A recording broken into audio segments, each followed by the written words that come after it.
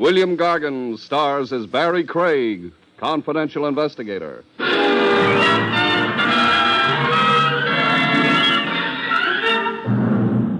Murderers may have their difficulties, but they do have one advantage over the rest of us. Their work may be killing, but it's not they who get killed.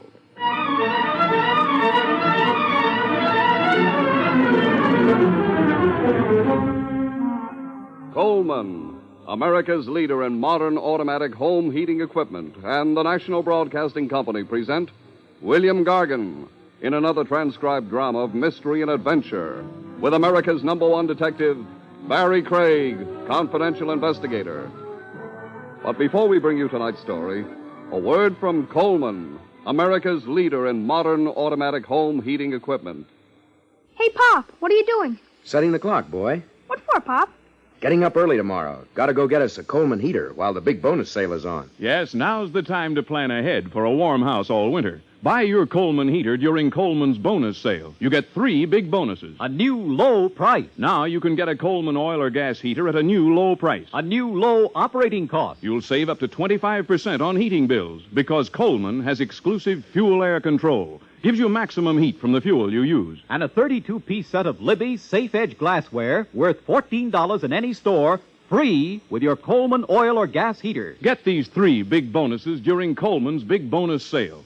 This offer is for a short time only, so see your Coleman dealer tomorrow. Look for his name in your telephone directory. Remember, comfort costs so little with a Coleman.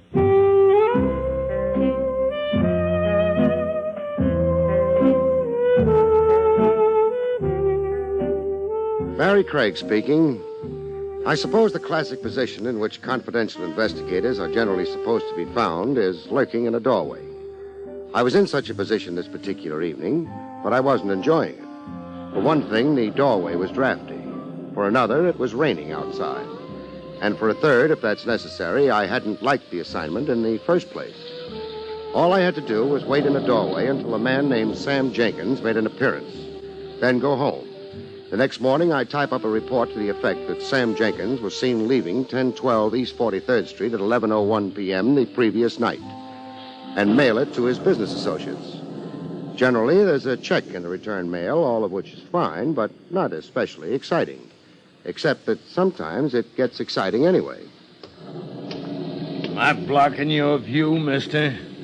That would depend on what I was looking at. Let's say the house across the street. It's a large house. I'm a large man. I've noticed that. Well, then why not take a walk down the street? I like it here. Look, mister, why don't you go find yourself a keyhole to peep through and save yourself some trouble? Maybe I like trouble. You figuring on making some for me? Okay. I think I'm going to enjoy this. Enjoy what? Slugs in your stomach? The gun's loaded. I've got a license for it, and I'd be delighted to explain the whole thing to the police. It's your move. You feel pretty brave standing there behind a gun, don't you? Not especially. I just happen to be working, and I don't like interruptions. I'll get in touch with you some other time, wise guy. Please do. Goodbye. The large gentleman moved down the street, turned the corner, and that was the end of it, for the time being. It was a pretty obvious effort to make me stop watching the house opposite, and Jenkins exit therefrom.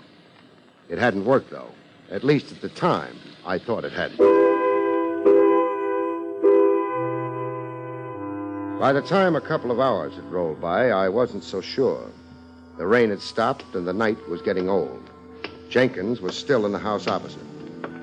He wasn't supposed to know I was following him and reporting to his associates. Up until the time I made my move across the street, I was pretty sure he hadn't known. That didn't explain why he was still in the house. I decided he might just as well find out about me.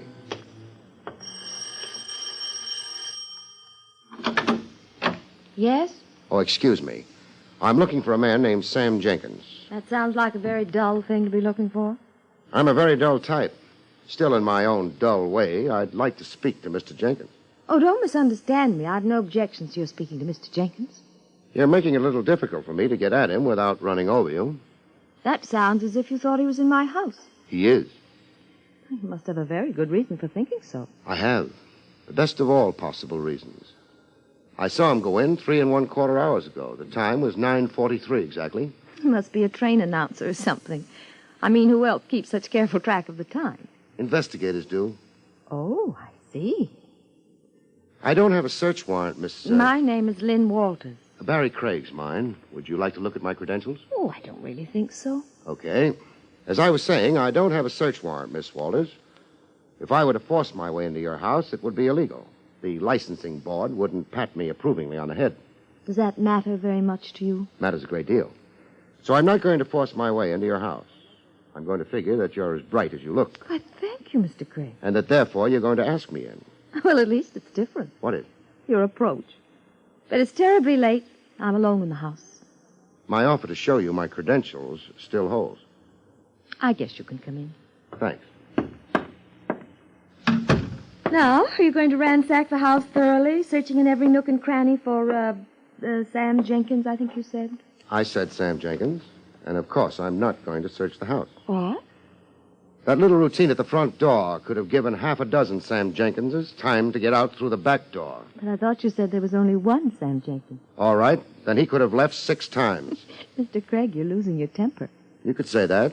Also, it happens to be true. Sure, I'm losing my temper. Partially because you're a fool. I am? I can testify on oath that Sam Jenkins entered this house tonight. The fact that I didn't see him leave isn't of any great importance. I would have preferred to include it in my report to my employer, however. That's the only reason I rang your doorbell. You stalled me and gave Jenkins a chance to get out the back way. I don't mind particularly. Then why did you lose your temper? Because I'm a sucker for pretty women. I like to think that their lives are as clean and as clear as their skin and eyes and hair. A very pretty speech, Mr. Craig. Yeah. And the funny part of it is I mean it. Good night, Miss Walters. Wait. I never thought very highly of men in your particular profession, Mr. Craig. That's okay. Neither have I. But I suppose it can be an honest and decent job. I try to make it so. Suppose Sam Jenkins were here, and you reported him. Would that be very bad? For whom? For Sam? According to the story furnished me with my fee when I accepted the job, Sam Jenkins' partners suspected that he was releasing confidential information about the firm's operations, releasing them to people who would then be able to compete unfairly with the firm to which Jenkins belonged. According to further information given me, you were one of those people. Jenkins' associates wanted to be sure, however, that he was in contact with you before proceeding to take whatever steps they would then deem necessary. They can be sure now. Suppose I told you that it wasn't quite that simple, Mr. Craig. I'm afraid I wouldn't believe you. Because you think I'm a liar? Because I always believe a client until I'm forced to think otherwise. I can force you to think otherwise, Mr. Craig, by telling you what's really behind all this. That's up to you. I'm not asking. I understand. Mr. Craig, Sam's partners are 2 men named Griffith and Swenson. Sam owns half the firm. They own the other half. They've been trying for years now to force Sam to sell his half of the partnership and leave the business. They haven't been successful. Maybe that's so. But what difference does it make as far as my report goes? The reason they want that report is because Sam Jenkins is married. His wife is a very jealous woman. If you turn that report into them, they'll take it to his wife, or perhaps they'll threaten to, unless Sam sells out. I don't handle divorce cases. Well, Griffith and Swenson must have known that. That's why they told you the story they did. You can prove this? It's true, but how can a thing like that be proved? Good night, Miss Walters. You're going to send the report in? So far tonight, 2 people have tried to stop me from reporting on Jenkins. Yourself and... Myself and who? He didn't give his name, but he was a large man. Maybe 6'2", broad-shouldered, dark-skinned, light eyes, gray maybe, or blue. He wore... Miss Walters. She fainted. It was a genuine faint. She hit the floor solidly. I tried to get her out of it by shaking her a bit, but it didn't work. A little first aid would be necessary. I'd need water. It was a fairly large house. I had a little trouble finding the kitchen. Finally, I found it. I found something else, too, though. Sam Jenkins. But a Sam Jenkins who wouldn't walk through any more doorways because he'd walked through the last one into death.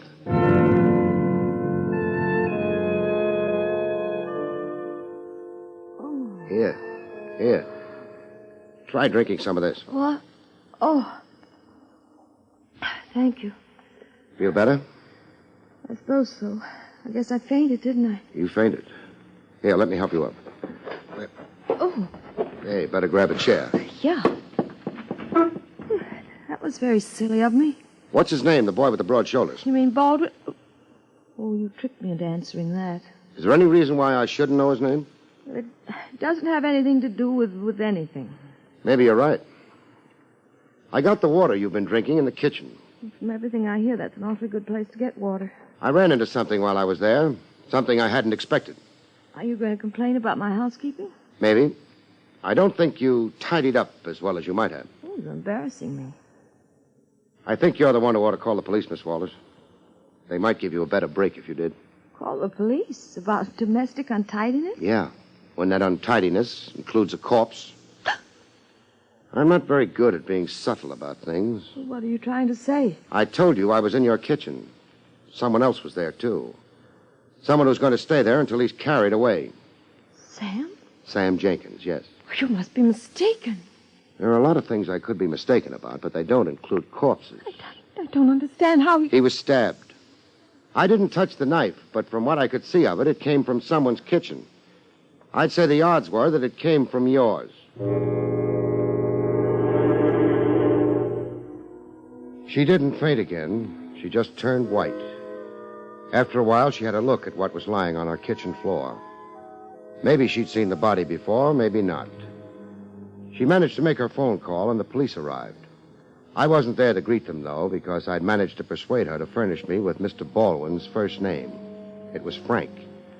She didn't know, or at least she said she didn't know, his address. I went back to my original employer to make my report in person. What is it? Barrie Craig, Mr. Griffith. Just a moment. What on earth You've got neighbors. I don't think they'd be interested. I'm sorry. Come in. Thank you. I presume you have something to report, Craig, but isn't your zeal a little excessive? It's 1 a.m. I know it's 1 a.m. And I can't imagine anything being so urgent that it requires waking me at this hour. How about murder? Are you drunk? No. Who was murdered? Your former associate, Sam Jenkins. Now, that's impossible. Why? Did you think he was immortal? No, of course not, but... this is quite a shock to me, Craig. Mind if I sit down? Not at all. I don't understand why it's such a shock, though. You wanted to get rid of him. I don't like the way you put that. Swenson and I were convinced he was selling the firm out. Therefore, we decided to take steps about it, but... Steps short of murder? Would we have employed you if violence was our intention? That's the point. It's probably even a good one. But before I give you the rest of the report, who's Frank Baldwin? Frank? Oh, yes. Well, he was a rather well-known football player at one time. I think he was engaged to marry Lynn Walters. Nothing ever happened. Since then, he's been around. So far as I know, he hasn't earned an honest dollar since he left school. He's grown a lot, though. Sam Jenkins was found dead in the kitchen of Lynn Walters' home. Lynn Walters' home? Then he was seeing her. Your ideas about that seem to have been correct. However, I'd like a little reassurance on one point. What's that? According to Lynn Walters, the reason you wanted him followed to her place, the reason you wanted me to turn in an official report to that effect, was because Jenkins' wife is insanely jealous. Again, according to Miss Walters, you were to use that report as a club over Jenkins' head to force him into leaving the firm. Why, this is complete nonsense. Okay. Now, since Jenkins is dead, I don't suppose that there's any further reason you'd want me to stay on in your employ, is there? I suppose not. We'll send you a check in the morning. Fine. And that, of course, means you're not my client anymore, Mr. Griffith.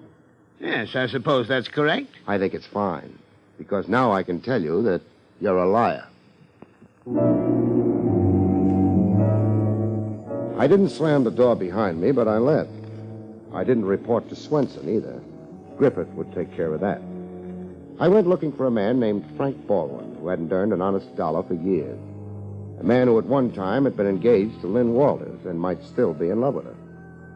A man who had known that the front door of her house was being watched, and who might have checked on the back door, the one that led to the kitchen.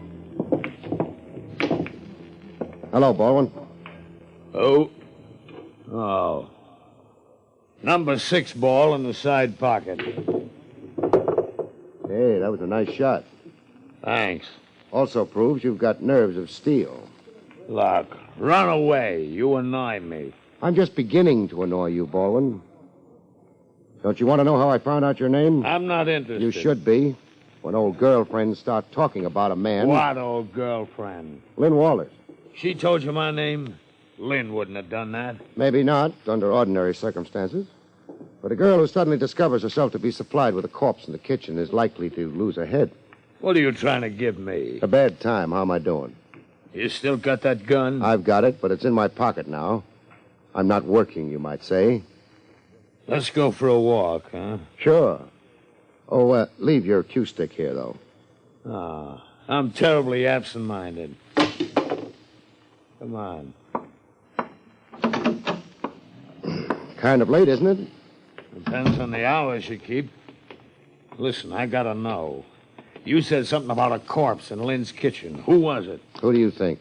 I'm not thinking, I'm asking. Okay, don't get excited. It's no secret by this time. Sam Jenkins. You sure of that? I saw him.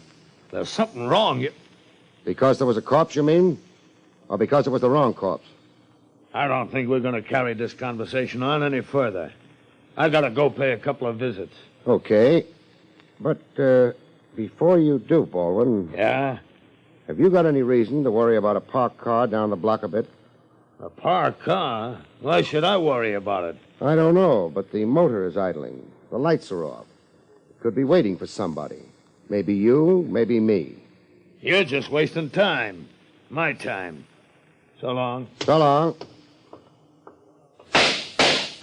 Baldwin!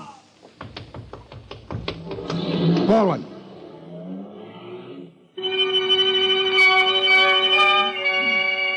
He could be paged from now to doomsday, Mr. Baldwin, but he wouldn't answer. Mr. Baldwin hadn't known it, but he had a lot to worry about. Now he had no more worries. A half-dozen bullets had cut him almost in half. Barry, Yes, Lieutenant Rogers. you think you could spot the car if you saw it again? Well, in view of the fact that they make 100,000 like it every year in Detroit, I might have a little trouble. They wouldn't have been using their own license plates. Professionals never do. Barry, does this tie up with the Jenkins killing? Of course it does. We didn't hold the Wallace girl. Maybe we should have. Did you have any good reasons to? One advantage of being a policeman is you don't always have to have a good reason, at least not for a while. You mean Lynn Walters could have arranged to have Mr. Baldwin knocked off? I mean, she could have done it herself. Oh, it's a possibility, but I don't think so. Or maybe we didn't have evidence that she killed Jenkins, Barry. We don't have evidence that she didn't either. How long ago did you release the girl? An hour ago, maybe. Well, that's too bad. She would have had enough time. Have you got any men on her at the house? Plainclothesmen out in front. There's also a back door. I know that, but I didn't expect this. Neither did Baldwin. You won't need me now, will you? What good would it do me if I said yes? Thanks, Trav. I'm going to visit Lynn Walters. In the spirit of good, clean fun? Not exactly. Preventive medicine? Not that either. I think maybe I might acquire a new client.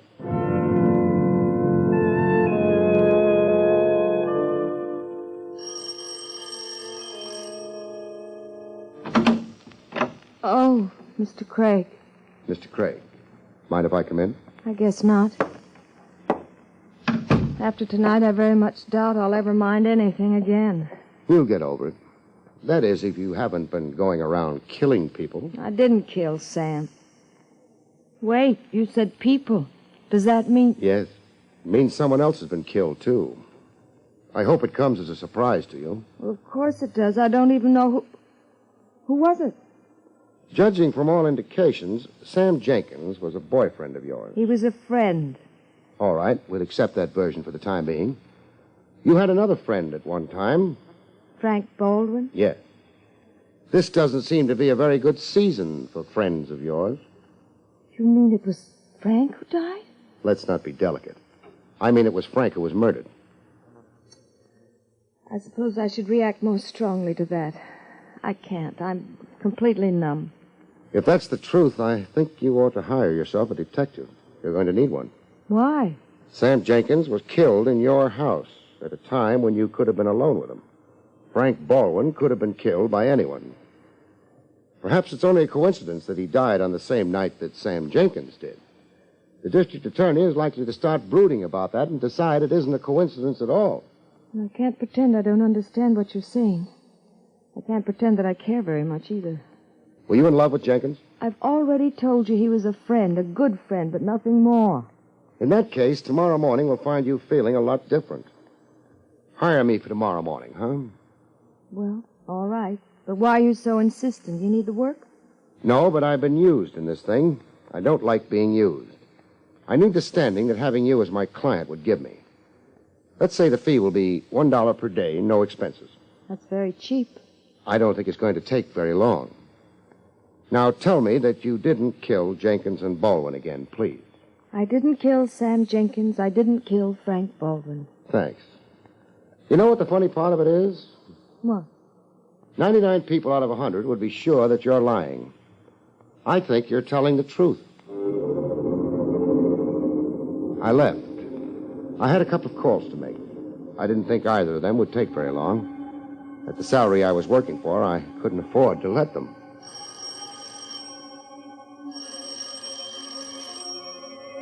Mr. Griffith wasn't at home. It was kind of late for a dignified gentleman like Griffith to be abroad, especially in view of the fuss he'd made when I waked him earlier. Then I thought that perhaps tender solicitude had touched his heart. Perhaps he had gone to console Sam Jenkins' widow. I decided I'd go help him. Who's there? The name is Craig, Mrs. Jenkins. What do you want? Among other things, I don't want to be shouting through a shut door. I'm sorry, but it's really quite late. You're still up. I don't think that's of any particular concern of yours. It is. I'm looking for Mr. Griffith. He's not here. Sure he's here. His car is parked out front. Oh, I guess you'd better come in. Thank you. Who is that? Oh, hello, Mr. Griffith. And why did We you... saw your car parked in front. I didn't take my car. I used a taxi. Never mind. Very clever, Craig. Thanks. I don't know exactly what you had in mind coming here. You're not employed by me anymore, you know. I know. Therefore, you're off the case, and... Sorry, I'm not off the case. I've just changed employers. What are you talking about? To be precise and personal, I'm talking about Lynn Walters. Miss Walters hired you? At my suggestion, she did. She got a bargain. What did she hire you to do? To make sure that she doesn't wind up taking the rap for 2 murders, Mr. Griffith.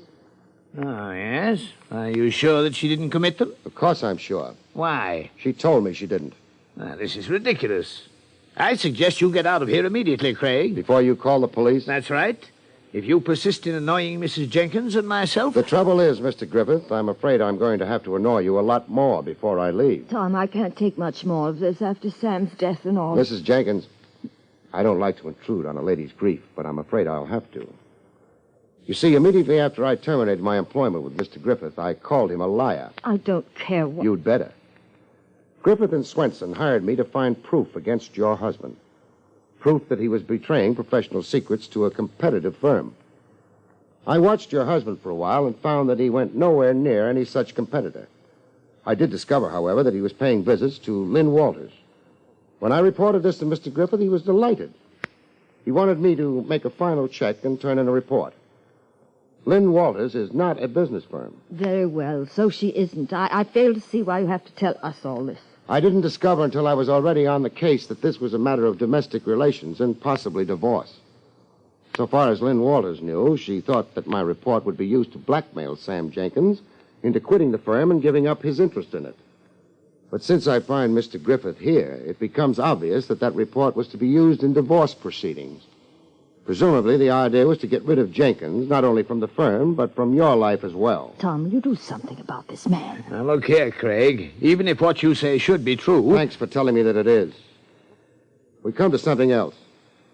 While I was watching outside Lynn Walters' house, a man named Frank Baldwin came along and made an effort to get me to leave. I didn't budge.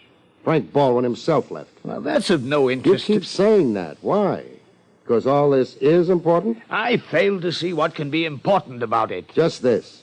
His effort to make me move was intentionally weak. He didn't intend to succeed. Furthermore, he knew who I was. which meant that he had been hired to annoy me, but not to move me from my position. Hired by someone who knew that I was being employed to watch Sam Jenkins. The purpose of his approaching me was to make me think that it was Lynn Walters. But Lynn Walters didn't know that Jenkins was being followed. Neither did Jenkins. I know my business well enough to be sure of that. Are you implying that I hired this man Baldwin? I'm implying that the murderer of Sam Jenkins and Frank Baldwin hired him. Why, all this is nonsense. If Baldwin had been hired by the murderer of Sam Jenkins, why did that murderer kill Baldwin, too? For a simple reason, safety. Whoever did the murders was someone who wanted to be very sure of things. Someone who didn't trust legal processes and divorce courts. Someone who didn't trust the hired allegiance of a thug like Baldwin. I thought you were an honest fool, Craig. I'm beginning to think now that you're not a fool, and perhaps not honest. That's why you're waving that gun at me? Yes, I just want to be sure. The murderer wanted to be sure, too. But how sure is she? How sure can she ever be? You mean Lynn Walters did kill Sam? Lynn Walters isn't the only woman in the case. Tom, did you hear what he said? Why, the man's raving. When Baldwin was gunned down, I was within 100 feet of him. He didn't die immediately. Before he did, he had a chance to tell me who had hired him to serve as a red herring. Who had hired him to keep me pinned out in front of the house while she was killing her husband and back. No man could have lived to tell you that with half a dozen bullets in him. How did you know how many bullets he had in him, Mrs. Jenkins, unless you'd shot him yourself? Mr. Griffith, I suggest that you have just captured a dangerous murderer. Keep that revolver on her until the police get here, and, my congratulations. I wasn't particularly happy about the case. I never am when it's a question of murder. No matter how well justice may be served, people have died. Sometimes unnecessarily and always violently. I felt depressed. I wondered if Lynn Walters felt depressed, too. I decided to go visit her and match depressions. Funny thing, as soon as I decided to do that, I began to feel a lot less depressed. I wonder why.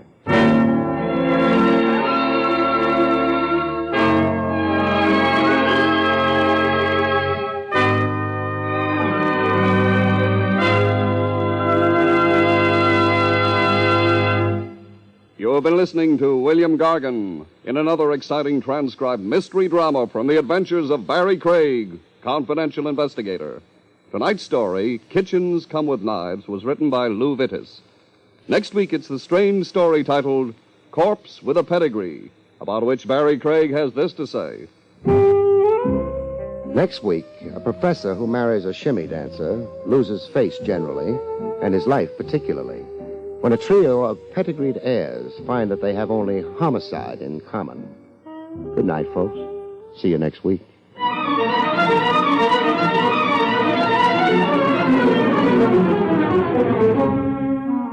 Coleman, America's leader in modern automatic home heating equipment, and the National Broadcasting Company have brought you William Gargan, starring as Barrie Craig, confidential investigator. Featured in the role of Lynn was Barbara Weeks. Don Pardo speaking.